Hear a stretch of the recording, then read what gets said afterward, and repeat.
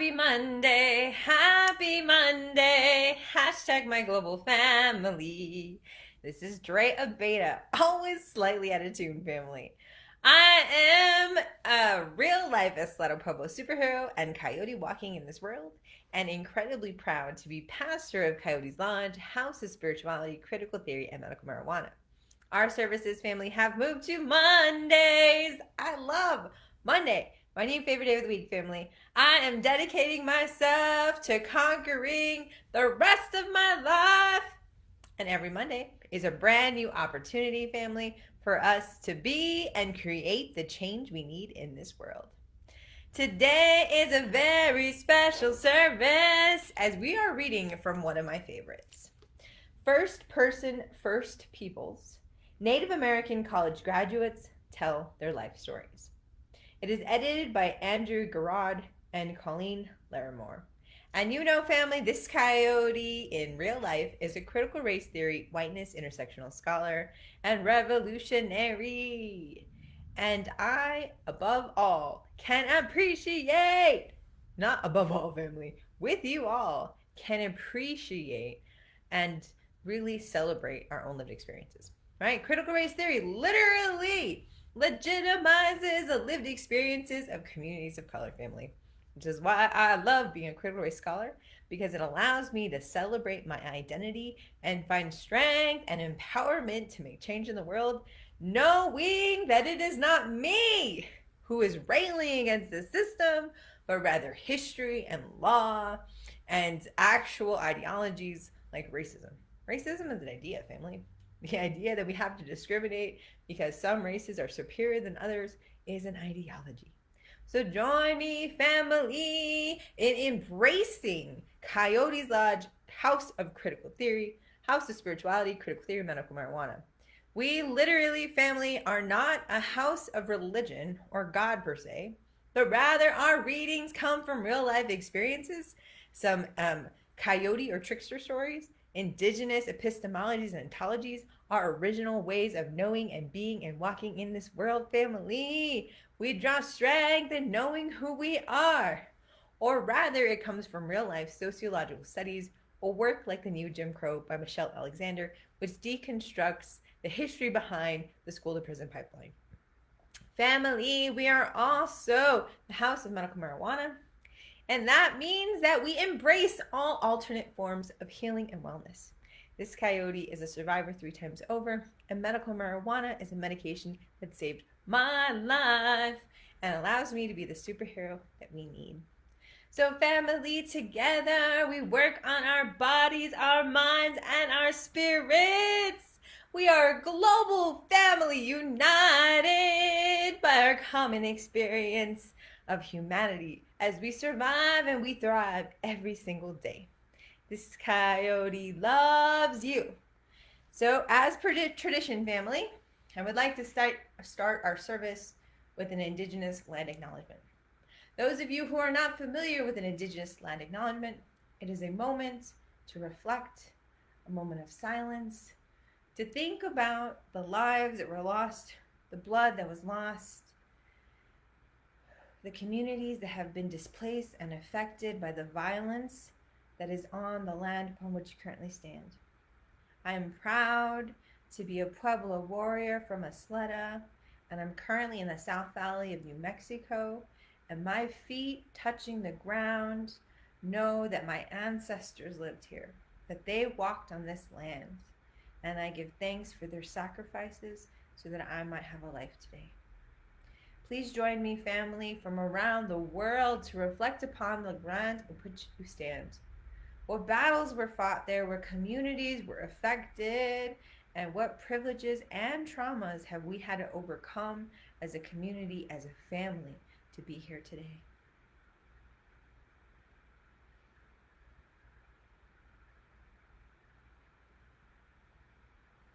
Family, we are going to go ahead and open with our prayer.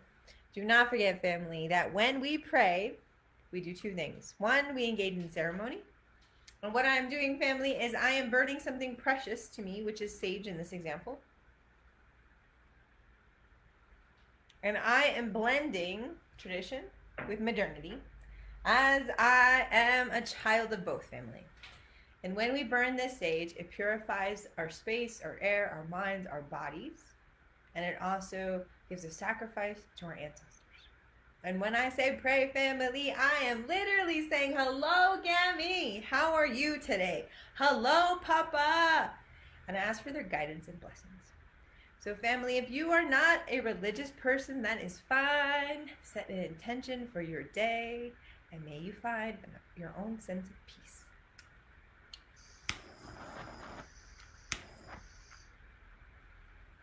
Gammy! It's your favorite trickster coyote granddaughter. I know. I've been causing tricks, and I've been inspiring people left and right. I've been going up and I've been going down, but I have been doing preparation for the battle ahead in your name, Gammy. You were my original example of a warrior woman. Please send that fighting spirit to all of our communities. Because let me tell you, Gammy, with COVID, the everyday grind has been affecting us all. So I ask for your strength and resiliency, Gammy, because you were so powerful. Send us some of your strength. Dear Papa, I love you, Papa. And you were always the epiphany of kindness, understanding, and caring to all of our family. Although you adopted us, you treated us with care and love, and you lifted it up, there was never a scraped knee or a sob story that my papa could not fix with the tortilla and an episode on TV. Thank you for that love, Papa. May you send that love to all of our communities, and may our people find someone to help soothe their hearts and help them on their healing journey, for love, respect, and unity will lead us to peace. And your great-great-grandpa Pablo Abeda, true revolutionary and a Slaughter Pueblo statesman, dear sir, you wrangle with presidents and policies. Send wisdom and strength to all of our leaders today so we can fight for the change to make it happen today. And to all of our aunties, cousins, gammies, papas, and loved ones who have gone before us, send us your blessing and guidance as we are your modern day warriors today.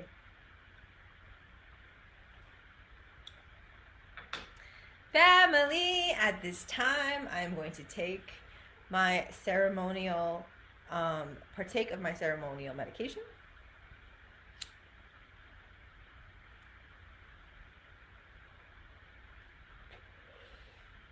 Please remember, family, that medical marijuana is not a drug to be criminalized, but rather a medication that saved this coyote's life. As a survivor of trauma 3 times over, my life has been marked, but I literally have found that medical marijuana saves my life by allowing me to be balanced, allowing me to not literally feel sick every day, family. PTSD affects many of our communities, many of our families, and my medication allows me to be the warrior that our people need. So please help me change everyone's mind. Medical marijuana is a medication, family, and help me and join me in embracing alternative ways of knowing and being. Medical marijuana literally comes from the earth, family. And I ask you, before contact, we had no shame in finding medicine and healing in everything around us. So family, together we can be and create the change that we need in this world. Our very first reading today, family, takes us back to our history. It takes us back to our past. And I'm asking you, as a modern day indigenous warrior, I have the privilege of lightness. But my skin color is not because my family married into whiteness. This is years of coloniality and rape and molestation, and the lightening of skin over time was not a choice, family. In addition to that, many of our communities of color, many of our families literally used lightness privilege to save their own lives. During time periods where darkness excuse me, family, I have to retract that statement. Even today, dark skin marks our bodies for violence. So I'm asking you, family, let us reflect critically on our history, on how our past currently affects us. Today, this coyote had the honor of talking to an amazing group of future leaders. And one of my questions to them was how racism still affects their individual lives, how they have been affected individually by bias and by stereotypes. And I feel like we are an unending battle, family, because the discrimination that my parents and my great-grandparents faced and have been battling since the beginning of time has not lessened. Or rather, we are the modern-day warriors today, still fighting for our community's rights. We are resilient and we are powerful. But we must know our history, and we must go back to our roots and know who we are. Indian boarding school affected my life. I am a survivor of rape and molestation as a direct ramification of said Indian boarding school. And I'm asking you, family, we need to acknowledge this pain. We need to acknowledge this history so that we can start the healing process. Because what is happening now in our communities is intergenerational. And every generation of women in my family has been marked by violence. And I'm asking us, how can we stop the violence? How can we stop these dehumanizing cycles? It goes back to understanding the root of the problem and where we learn this violent behavior and how it became manifested in our communities and reproduced generation after generation. This chapter is entitled Refuse to Kneel by Bill Bray, starting on page 27. As a very young girl, my grandmother was taken to Catholic schools and given to the nuns. My family was too poor to support her. They could not buy her food and shoes.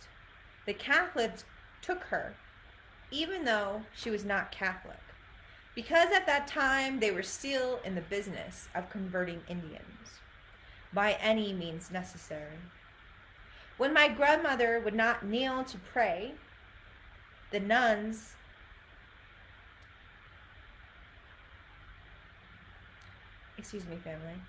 When my grandmother would not kneel to pray, the nuns locked her in a broom closet. Aside from the fright of leaving home and being locked in a closet, my grandmother, like many Indians, was prone to serious ear infection and developed one in the days she spent in the broom closet. Her infection became so serious and the pressure so intense that her eardrums exploded and ran with blood. When the nuns finally came to let her out of the closet, it was only to force her to clean the blood out of her own ears. The nuns did not help. No one had ever said if Grandma knelt to pray after that.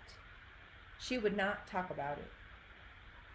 Knowing her, I assume she didn't. This is where formal Western-style education begins in my family. Where it stands now is with myself, a graduate of Dartmouth College, and one dissertation away from a PhD from Stanford University.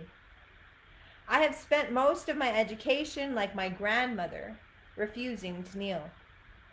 Kneeling in Ivy League institutions is a different matter than kneeling was for my grandmother. So that is what this history of personal education is going to be about. It is going to be about how not to kneel. It is also about the price you pay when you refuse. My grandmother paid with her ears. I paid with something quite different. Dear family, I would like for you to reflect critically upon the words of our brother Bill here. He is talking about, unfortunately, a very common occurrence of the violence that our children, our grandchildren, our great-grandparents, that when they were children, it was inflicted upon them. Literal bodily violence to our children, be they black, brown, Latino, or marginalized in this country. We have never been kind. Spare the rod and spoil the child was not rhetoric but actual policy. And that violence was taught intergenerational. I'm asking you, family, to reflect upon the reality that our grandparents, our great-grandparents, and those of us currently now who do not enjoy lightness privilege or class privilege or privilege to access, that darkness and that poverty still marks you as victims and prey to open violence in today's society. I'm asking you, family, that literal lived experience where a religious institution, a Catholic school, a nun, nay, in 2021, we still hear about lawsuits against institutions like the Catholic Church, like the Boy Scouts of America. Institutions that were used to socialize our children into becoming citizens, into becoming adults, into becoming supposedly good people. But yet within those institutions, they harbored literal adults who harmed our children because Indian children weren't human, because our communities didn't count, and because beating children for speaking their native tongue wasn't just policy, it was literally a God-given right. So I'm asking you, family, when we do self-reflection that is critical, when we create change now, let us not repeat the brutal history of our ancestors. Let's not stamp out the individuality and the culture and everything that we should be proud of. Let us allow our children, our community members, our loved ones, the ability to be proud of who they are, every aspect of their identity, family, and to love themselves because we openly embrace and love them. The violence that that child had to go through by being locked in the closet because they refused to kneel. How often does that happen in our own lives? Dr. Bray was literally talking about his own version, the sacrifices that have to be made at the altar of academia when you're an indigenous warrior, when you're a black scholar, when you're an Asian scholar, because we are different and we do not make the same, family. We are not loved because these institutions were not created for people like us. So I'm asking you, family, they resisted in their own ways. They used their work to empower and lift their people up. Dr. Brayboy, this entire book is filled with these examples of modern day warriors who are able to resist, to start the process, the everlasting, for our lives, critical process of decolonization. I'm asking for us to remember the experiences of our parents and grandparents and learn from them and empathize with the same dehumanization, the same erasure of identity and culture now in K-12 that is happening, that was in a different form depending on the era. And I'm asking for us to lead the rallying cry in rehumanizing our communities and allowing for subjects like ethnic studies to be openly and freely taught in our schools so that our children are proud of their histories, are proud of their languages, and are proud of their culture. Our second reading for today, family, comes from I Walk in Beauty, starting on page 59, by Davina, Ruth, Begaye, Two Bears. During my first year at Dartmouth, I did not find much comfort with fellow Native American students. Why was I so lonely? Isn't that what the purpose of the Native American program was? To make students like me feel at home? Wasn't I having fun attending NAD functions and parties? To be honest, I participated, yet I did not feel accepted or comfortable among the other NAD students. It was partly due to a lack of self-confidence. Besides, it was apparent that they had already had established friends and, except for a few of them, did not seem too concerned about the welfare of new students. I was an outsider, not yet a team player. Although I often talked to Bruce Duluth, the director of Native American program, I still felt at a loss with other students. Finally, spring term arrived after a long, dark, cold winter, and I made a new friend. This time it was different because with Cheryl I felt at ease. She was a fellow Indian woman. We could relate to one another, and she at least had some idea of where I was coming from. However, it was the Dartmouth powwow that really began my initiation into becoming a full-fledged NAD. The night before the powwow was a balmy one. As Cheryl and I sat on the marble steps of Dartmouth Hall, we alternately criticized and laughed about Dartmouth life. She lit up a cigarette with a practiced hand and offered me one. I accepted and tried to be cool, like her, but my lungs refused to cooperate, and I coughed out the smoke. She chuckled at my pitiful attempts, but I didn't mind. I was smoking with a friend and finally was happy. At length, we got up and headed towards the Native American house, or the house, as it was fondly called. We entered the front door. The house was quiet and peaceful as I stepped into the study room. On my left, grocery bags full of food lay haphazardly abandoned and ignored. Where is everybody? We were supposed to be dicing up tomatoes, onions, and cheese. I knew that it would take a lot of work to do this for the Indian taco booth. Oh, and most importantly, making the fry bread dough. I knew that it would take a lot of work to do this for our Indian taco booth at the powwow. So I rolled up my sleeves and began on the tomatoes. At length, a few more nads trickled in. Look at Davina, she's so motivated. Oh, I better get up and help. You're making me feel guilty, Bill teased. After everything was chopped, diced, and shredded, we called it quits. But early the next morning, I went straight back to the house, worrying about the fry bread dough. We needed to make enough to feed several hundred people, and it would take time. I began to mix the appropriate amounts of flour, baking powder, salt, and warm water, kneading the dough to the right consistency. Cheryl came down from her room upstairs at the house and joined me. After we had been there for a while, Richard, a Navajo guy, came up to help. I was secretly happy that I had beaten him to the job. Navajos are supposed to rise early, and he was late. Did I catch a look of embarrassment on his face? He lined a trash can with a garbage bag, and we poured in our dough. Cheryl's Winnebago dough mixed in with my Navajo.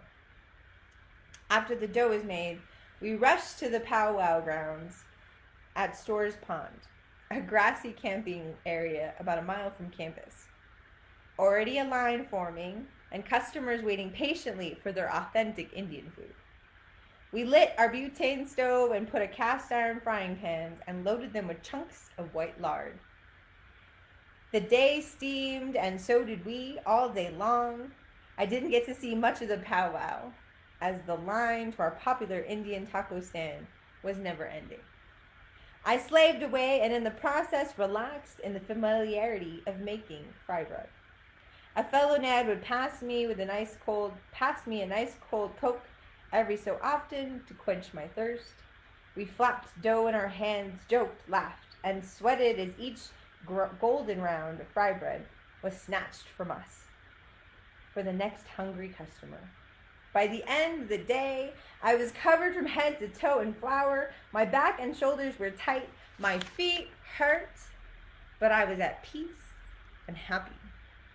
I sensed a feeling of camaraderie with the Nads for the first time. The day was ending. I got a back rub from a NAD medical student, and it was time for the 49. The host drum group and their family brought cases of beer and began singing Kiowa 49 songs of romance and pretty Indian girls. We gathered in the picnic area and built a huge bonfire. I drank a beer, my first since coming to Dartmouth. Then bravely tried a wine cooler. I visited with the family of the host drum, and we laughed loudly together under the twinkling stars. Soon the singing coaxed us into a round dance. The wine coolers took my shyness away, and my feet stepped in time to the rhythm of the drum beat and the words of the song. After a couple of hours, my eyes and bodies drooped with fatigue from all the hard work, the drinks, now the dancing. I wanted to take a hot shower, wash off the smell of grease and smoke, and sleep. A Nad asked if I'd like a ride back to the house, a ride back to my dorm, and as I was leaving, several people thanked me for my hard work. After 8 months at Dartmouth, I finally felt like I belonged and was part of the Dartmouth Native American family. Never underestimate the power of fry bread. Family, that is one of my favorite lived experiences. It shows us that we all feel at some time like you don't belong. But when we come together for a common good, brought together by our home food, a little hard work, elbow grease, and some fried bread can solve any problem. I'm just saying, family, when we are proud of who we are, when we find that community and those pockets of spaces that love us, we survive, we thrive, it makes us powerful, and we become the change that we need in this world. Join me, family, in celebrating our lives. I love you all. Thank you so much for joining us for our spiritual services here on Mondays for Coyotes Lodge, House of Spirituality, Critical Theory, and Medical Marijuana. I am Joy Abeda, your pastor. Mwah! I love you all, and I'm off to God's trouble somewhere else. Please join us for our daily prayer Monday through Fridays. Love you. Off to God's trouble somewhere else.